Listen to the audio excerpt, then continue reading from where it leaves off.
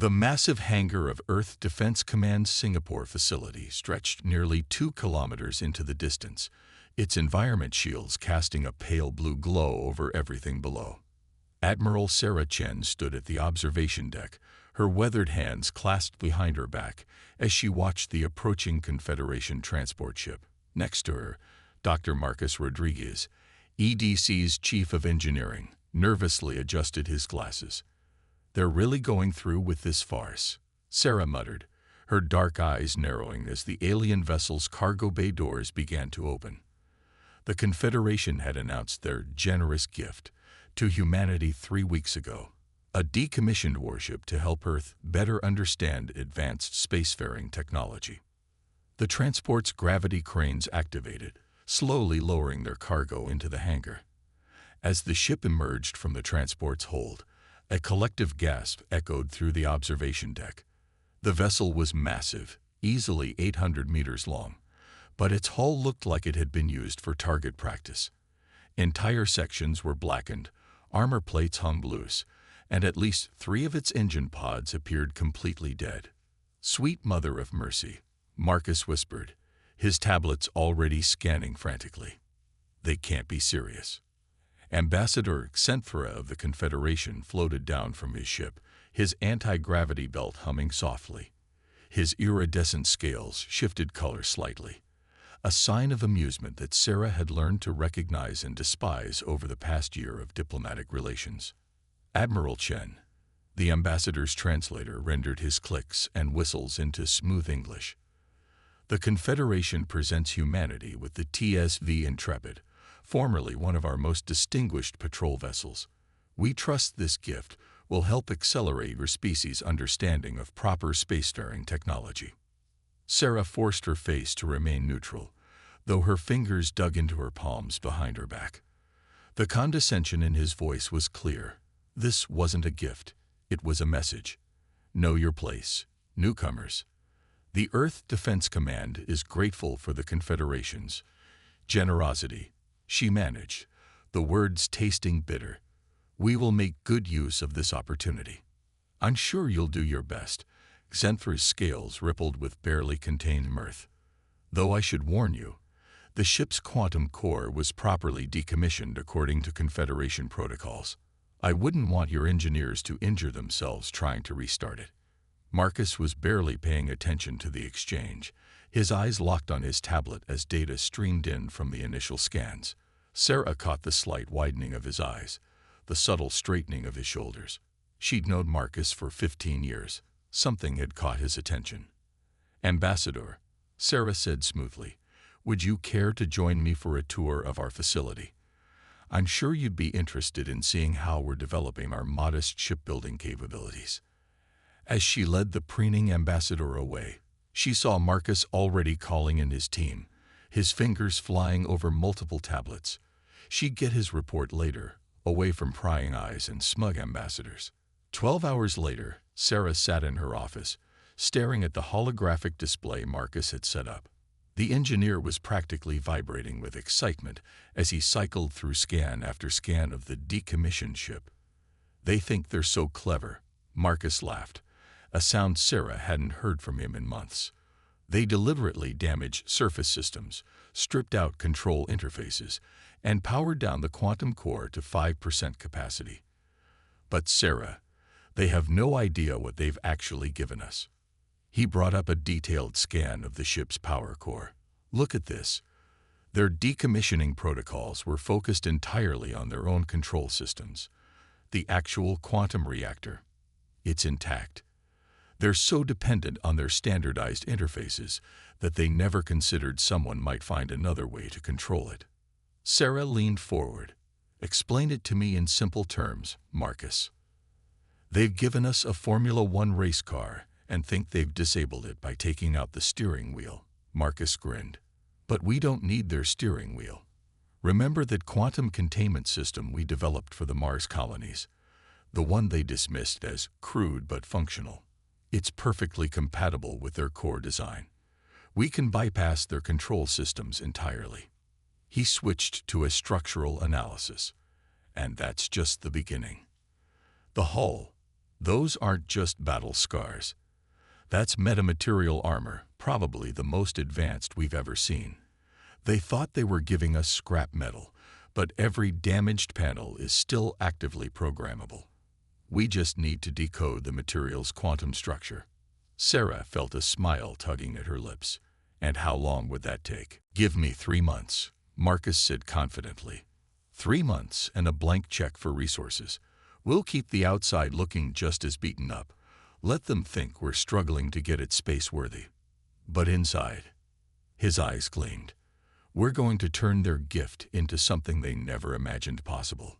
Sarah stood and walked to her window, looking out at the massive ship sitting in their hangar. Already, teams of engineers were swarming over it, their work lights making it look like a giant firefly in the dimness. The Confederation thought they were teaching humanity a lesson in humility. Instead, they'd given them exactly what they needed: access to their most advanced technology with no oversight or restrictions. You have your 3 months, she said finally. And Marcus, when you're done, I want this ship to be able to outfight anything in their fleet. Marcus's grin turned predatory. Oh, it will. After all, they've shown us exactly what they think we're capable of. It would be rude not to prove them wrong. As she dismissed Marcus to begin his work, Sarah allowed herself a moment of pure satisfaction. The Confederation had tried to put humanity in its place with this gift. They were about to learn a very important lesson about human nature. Never give someone the tools to prove you wrong. They tend to do exactly that. The ship's quantum core pulsed with a soft blue glow, casting dancing shadows through the massive engine room. Dr. Marcus Rodriguez stood before the holographic display, surrounded by his team of engineers. Behind him, the core's power level steadily climbed. 15%, 20%, 25%. Hold it there, Marcus ordered, his eyes fixed on the readings. How's the containment field? Dr. Yuki Tanaka, his quantum systems expert, studied her own displays. Stable. Our hybrid containment system is actually more efficient than their original design. The Confederation's interfaces were throttling the core's potential. It had been 6 weeks since the gift arrived, and Marcus's team had made incredible discoveries. The Confederation's technological arrogance had left them blind to alternative approaches. Their standardized systems, while advanced, were inflexible, designed to work one way and one way only. They're like people who only know how to drive automatic. Sarah Chen's voice came from behind them. The Admiral had taken to making unexpected visits to check on their progress. They've forgotten there are other ways to control an engine. Marcus nodded, pulling up a new set of schematics. Better than that. They're so dependent on their quantum-locked control systems that they never considered someone might develop alternatives. Look at this. The display showed the ship's neural network, an impossibly complex web of quantum-entangled pathways running through the hull. They thought they'd disabled it by removing their control interfaces, but the network itself is intact. We've been mapping it for weeks, and yesterday we had a breakthrough. He gestured to Dr. Omar Hassan, their theoretical physicist. Omar stepped forward, his usually serious face split by an excited grin. The network doesn't just control ship systems, it's programmable at the quantum level.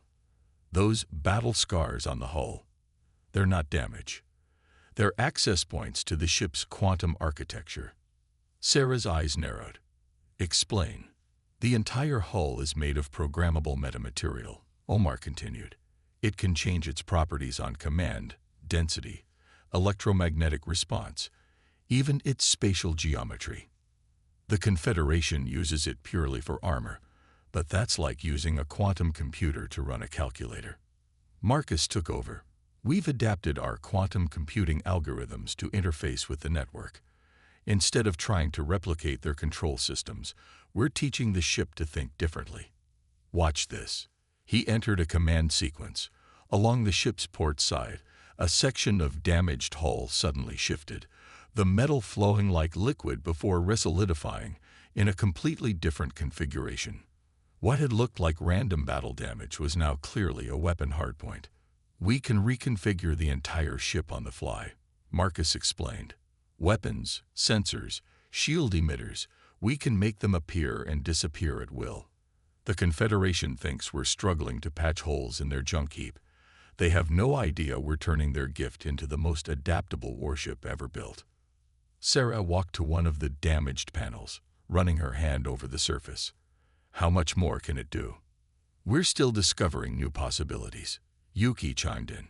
The quantum core isn't just providing power. It's entangled with the hull network.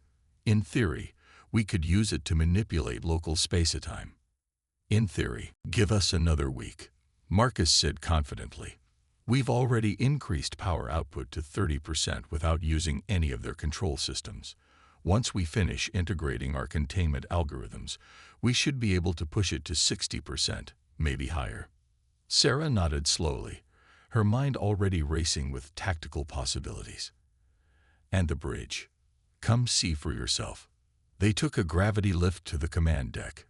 Where there had once been empty spaces and stripped interfaces, now stood a fully functional bridge, but unlike the sleek, minimalist designs favored by the Confederation, this was something entirely new.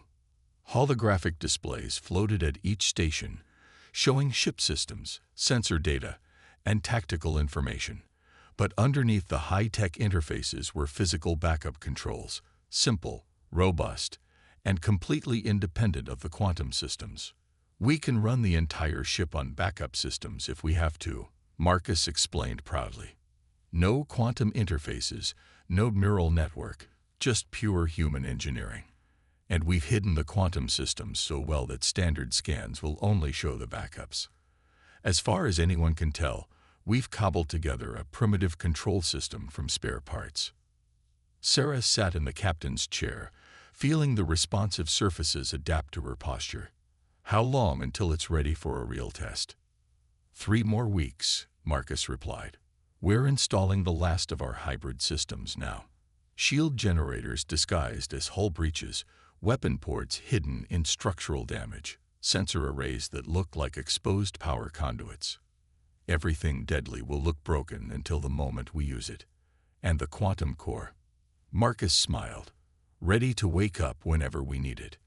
One command, and this wounded bird transforms into something they've never seen before. Sarah stood, her decision made. Keep working. I'll arrange a suitable test scenario, something to let us stretch its legs without revealing too much. The Confederation thinks they've put us in our place with this gift. She smiled coldly. I think it's time we thank them properly. As she left the bridge, Marcus turned back to his team. You heard the Admiral. Let's make sure our gift is ready to surprise its original owners. The next 3 weeks would prove crucial. Every system had to be perfect, every deception flawless. The Confederation had given them a ship, thinking to humble humanity. Instead, they'd handed them the key to revolutionizing space warfare. All they had to do was keep playing the part of struggling primitives for just a little longer. Admiral Chen stood on the bridge of the renamed vessel, now christened the EDS Trojan Horse, watching as the last simulation results scrolled across her display. Next to her, Marcus checked and rechecked system readings, his usual nervous energy amplified by excitement. All systems are green, he reported, trying to maintain professional composure. The quantum core is running at 40% capacity, masked to look like 15% on external scans. Hull configuration is set to damaged but functional appearance. Sarah nodded, studying the tactical display.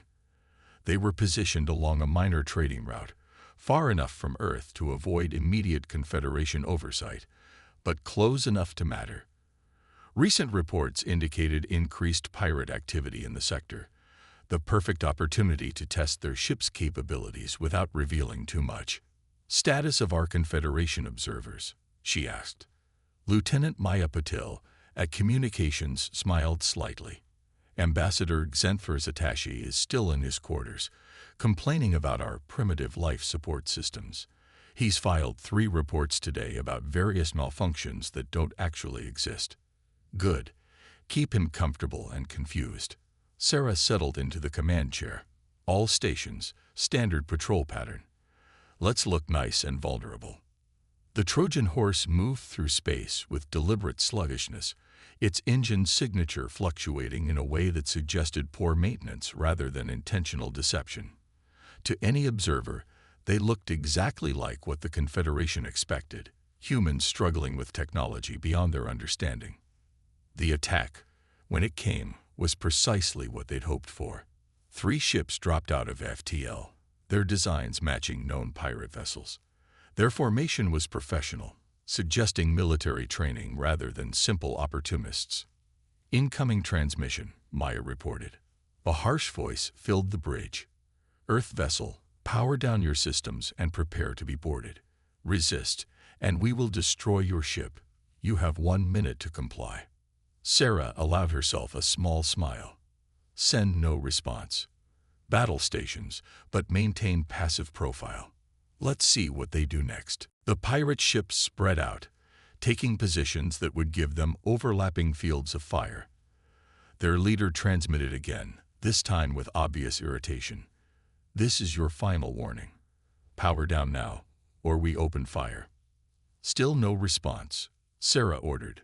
Marcus, are you recording their shield configurations? Every detail, he confirmed. Their technology is similar to Confederation standard. This will be an excellent test of our systems.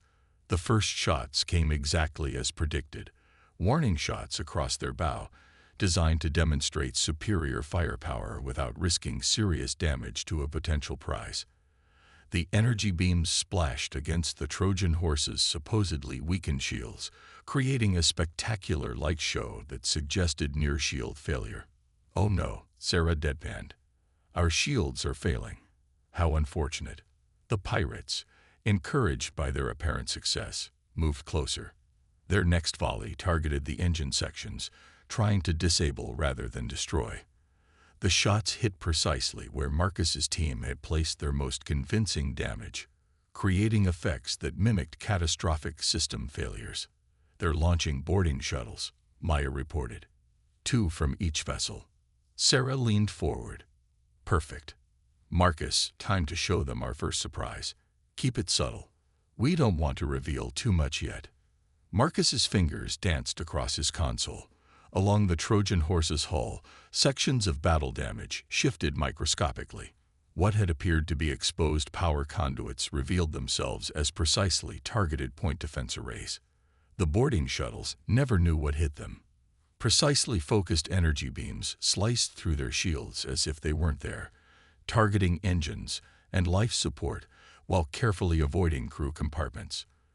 Within seconds, 6 disabled shuttles drifted in space, their crews very much alive, but going nowhere. The pirate leader's transmission cut off in mid-sentence as he processed what had just happened. The 3 ships began to power up their main weapons, but they'd lost their advantage of surprise. Phase 2, Sarah ordered calmly. Let's show them why you shouldn't judge a book by its cover. The Trojan horse's response was beautiful in its precision. Sections of hull that had appeared to be random damage patterns suddenly aligned, creating a geometric array that focused and amplified their shield energy. The pirates' next volley splashed harmlessly against defenses that were far stronger than anything a primitive human vessel should possess. Their ships are charging FTL drives, Maya reported. They're trying to run. Can't have that, Sarah said. Marcus, give them a taste of your quantum field manipulation. Nothing too fancy, just enough to ruin their day. Marcus activated one of their most subtle weapons. The quantum core pulsed, creating a localized distortion in space-time that played havoc with FTL calculations. The pirate ship's engines whined as they tried to break free, but they were caught like flies in amber. All enemy vessels contained, Maya confirmed. Confederation patrol responding to our distress beacon. ETA 12 minutes. Sarah stood, straightening her uniform. Perfect timing. Secure any data cores before they can be wiped. Maya, prepare our report for the Confederation. Emphasize how we barely survived thanks to their generous gift. Make sure to mention how we're still learning to use their superior technology. As her crew carried out their orders, Sarah walked to the observation window, watching the disabled pirate ships drift helplessly. The Confederation would arrive to find exactly what they expected: a human crew that had gotten lucky, surviving through desperation rather than skill. The pirates would tell a different story, of course, but who would believe them? "Status of our observer?" she asked quietly. Still in his quarters, Maya replied with a grin. "He's filed another complaint about the artificial gravity fluctuations. Apparently, he was taking a nap and missed the whole thing." Sarah nodded, satisfied. Their first real test had been a complete success. The pirates were captured, their ship's true capabilities remained hidden, and their reputation for barely competent survival would be reinforced. "Send a message to command," she ordered. "Tell them Phase 1 is complete. We're ready to begin Phase 2. The real test was yet to come. But for now, they had proven their concept. The Trojan horse wasn't just operational, it was revolutionary. And the galaxy wasn't ready for what humanity had planned next. 2 months after the pirate incident, the Trojan horse patrolled the outer edges of human space. Their reputation had grown exactly as planned. Stories spread of a barely functional human vessel that somehow survived through luck and desperation. The Confederation's diplomatic corps had even cited them as an example of humanity's enduring determination in the face of technological superiority. Admiral Chen was reviewing tactical reports when the alert came. Maya's voice was tight with controlled tension. "Admiral, priority transmission from Earth Command. Multiple Confederation outposts have gone dark. Long-range sensors detecting massive energy signatures approaching inhabited systems." The tactical display lit up with new data. Sarah's blood ran cold as she processed what she was seeing. How many? 17 capital ships, unknown configuration. They're not matching any known Confederation designs. Maya paused, her hands flying over her console. "Wait. Receiving emergency broadcast from Outpost 7. Playing now." The bridge speakers crackled with static before resolving into a clear signal. "To all ships, this is a Class 1 emergency. We are under attack by Nexus forces. Repeat, the Nexus has returned. All vessels are ordered to." The transmission cut off abruptly. Sarah's mind raced. The Nexus, a name that had only appeared in classified briefings, a mysterious force that had nearly defeated the Confederation centuries ago before disappearing into deep space. They weren't supposed to be real, just stories used to justify the Confederation's military buildup. "Launch quantum probes," she ordered. "Full spectrum analysis. Marcus, what's our core status?" "Running at 65% capacity. All systems nominal. We can push it higher if needed." "Do it. Take us to 80%. Maya, contact Earth Command. We need tow." Multiple FTL signatures. Lieutenant Wong at Sensors called out. 3 Nexus vessels just dropped out of faster than light. They're on an attack vector. The ships that appeared on their screens were like nothing they'd ever seen. Black hulls that seemed to absorb light itself, organic curves that suggested their vessels were grown rather than built. Each one was easily twice the size of the Trojan horse. "Enemy vessels powering weapons," Wong reported. "Energy readings are off the charts." "Show them our damaged configuration," Sarah ordered. "Let's see how they react to an apparently crippled ship." The Nexus vessels didn't even slow down. Their first volley of energy weapons crossed space with devastating power, aimed not to disable but to annihilate. "Quantum shields at full power," Marcus called out. "Initiating metamaterial response." The Trojan horse's hull came alive. What had appeared to be battle damage and exposed systems transformed into an intricate geometric pattern, each facet precisely aligned to deflect and absorb the incoming energy. The Nexus weapons, powerful enough to crack a planet's crust, splashed harmlessly against their defenses. "Enemy vessels are adjusting attack pattern," Wong reported. They're scanning us. Deep scan, cutting through our surface deception." Sarah nodded grimly. "Then there's no point in hiding anymore. Marcus, initiate full transformation. Maya, send priority black to Earth Command. The Nexus has returned, and they've seen through our deception. Request immediate authorization for Protocol Omega. The Trojan horse's metamaterial hull flowed like liquid metal, its true form emerging for the first time. Battle damage vanish, replaced by smooth, angular surfaces designed for maximum weapons efficiency. Hidden weapon ports opened along its length, revealing arrays of technologies that merged human innovation with Confederation engineering in ways never before seen. Authorization received, Maya announced. Earth Command confirms Protocol Omega. We are weapons-free. Quantum core at 85% and climbing, Marcus reported. Hull reconfiguration complete. All systems show green. Sarah stood, her voice carrying across the suddenly silent bridge. For months, we've hidden what we really are. We've played the part of primitive newcomers, letting everyone underestimate us. That ends today. She turned to Marcus. Show them what humanity can really do. The Trojan horse's response was devastating. Quantum-enhanced railguns fired projectiles at relativistic speeds, their kinetic energy amplified by localized space-time distortions. The first shot punched through the lead Nexus vessel's supposedly impenetrable shields as if they were tissue paper, the impact converting matter to energy in a brilliant flash. The remaining Nexus ships reacted with impossible speed, their organic hulls morphing to adapt to this unexpected threat. But the Trojan horse had more surprises. Marcus activated their most closely guarded secret, the quantum entanglement web they'd reverse-engineered from the ship's neural network. Space itself seemed to twist around them as the quantum core reached 90% power. The Trojan horse didn't just fire weapons.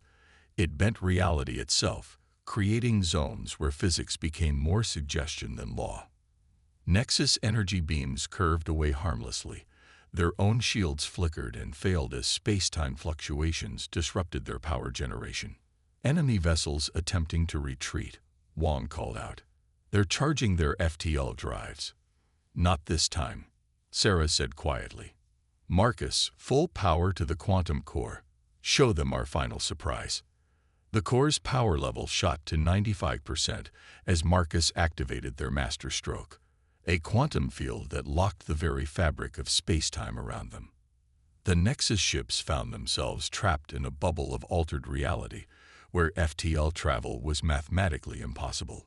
The battle that followed was brief but spectacular. The Trojan horse's metamaterial hull flowed and shifted like liquid metal, adapting to each Nexus attack while returning fire with weapons that shouldn't have been possible.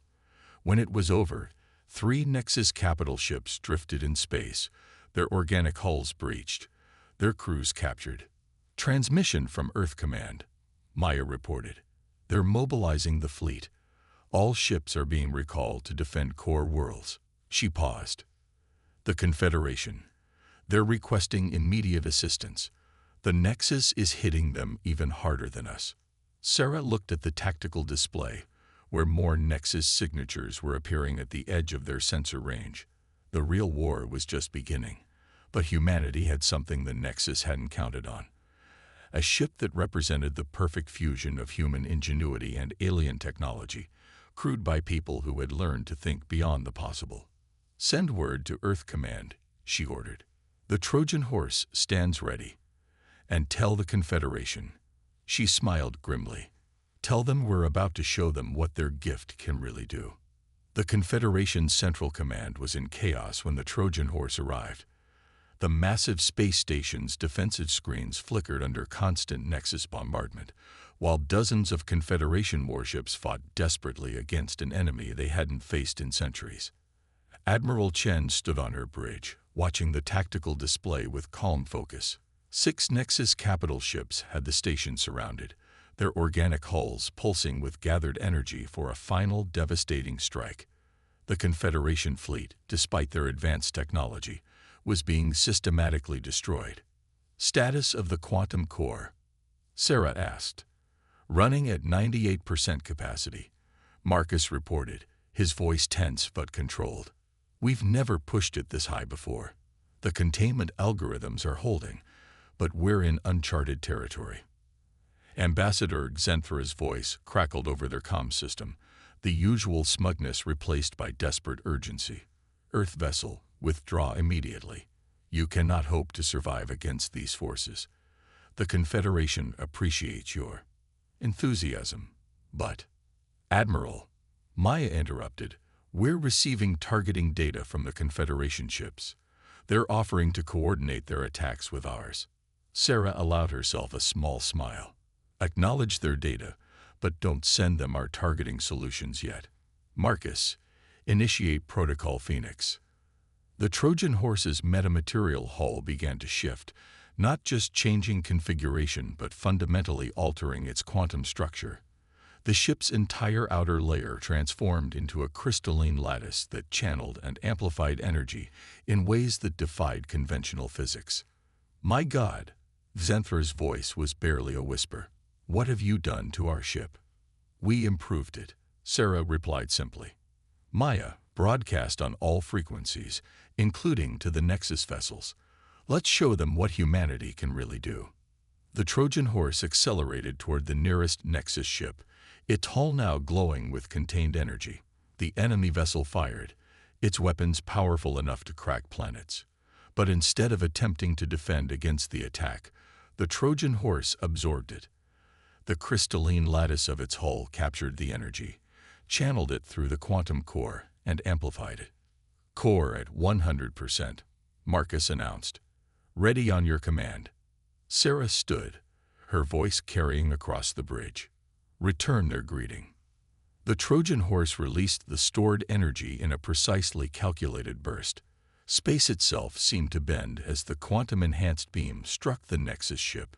The vessel's supposedly impenetrable shields shattered, its organic hull unraveling as the energy cascade triggered a chain reaction through its quantum structure. Target destroyed, Wang reported, his voice filled with awe. Remaining Nexus vessels are adjusting their formation. Send targeting data to the Confederation fleet, Sarah ordered. Show them exactly where to hit these bastards. Maya, get me a channel to all allied ships. When the channel opened, Sarah spoke with quiet authority. This is Admiral Chen of the Earth defense ship Trojan Horse. We've identified critical weaknesses in Nexus quantum architecture. Transmitting targeting data now. Coordinate your attacks with ours.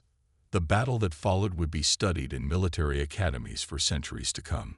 The Trojan horse moved like a dancer through space, its metamaterial hull constantly shifting to match each threat. Where Confederation ships fired their weapons blindly, humanity's gift struck with surgical precision, each shot guided by a deep understanding of quantum dynamics that even the Nexus hadn't mastered. 3 Nexus ships destroyed, Wang called out. The others are falling back, regrouping around their command vessel. Admiral, Marcus's voice was urgent. The quantum core is showing signs of strain. We've never maintained this level of output for so long. Sarah nodded. Then let's finish this. Maya, signal the Confederation fleet to fall back. We're about to try something new. The Trojan horse's hull began to pulse with a strange light as Marcus initiated their final protocol. The quantum core's energy fed directly into the metamaterial structure, creating a cascading resonance that spread through space. The Nexus ships, Wang reported with surprise, their quantum fields are destabilizing. Whatever we're doing, it's affecting their hull integrity at the subatomic level. Their entire technology base relies on quantum coherence, Marcus explained, his fingers dancing across his controls. We're generating a field that disrupts their ability to maintain stable quantum states. Their ships are literally falling out of sync with reality. The effect was devastating. The remaining Nexus vessels began to shudder, their organic hulls losing cohesion as quantum fields collapse. Within minutes, the mighty warships were reduced to drifting hulks, their crews surrendering rather than face quantum dissolution. As the last Nexus ship went dark, silence fell over the battlefield. The Confederation station's defensive screens stabilized, and emergency teams began rescue operations for damaged vessels. Ambassador Xanthra's image appeared on their main screen. The alien diplomat's scales had lost all color, leaving him a pale, shocked gray. Admiral Chen eyed. We had no idea. The ship we gave you was exactly what we needed, Sarah finished for him. You gave us a chance to prove ourselves, Ambassador. We simply took that opportunity and ran with it. But how? The ambassador's translator couldn't quite capture the complexity of emotions in his voice. Those systems were decommissioned, stripped down.